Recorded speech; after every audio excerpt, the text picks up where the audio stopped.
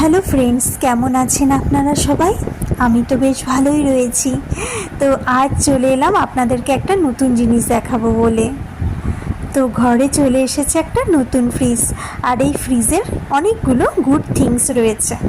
সেটা হচ্ছে, সবার প্রথমে দেখাই, ফ্রিজের সবার নিচে রয়েছে আলু পেঁয়াজ রাখার আলাদা একটা কন্টেনার।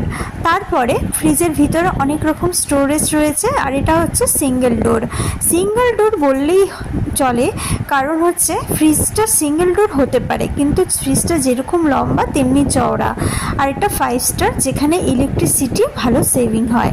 তো আজ এখানে নিয়ে এলাম একটা ছোট্ট শর্ট ভিডিও। যদি ভালো লেগে থাকে তাহলে লাইক সাবস্ক্রাইব করতে ভুলবেন না। ধন্যবাদ।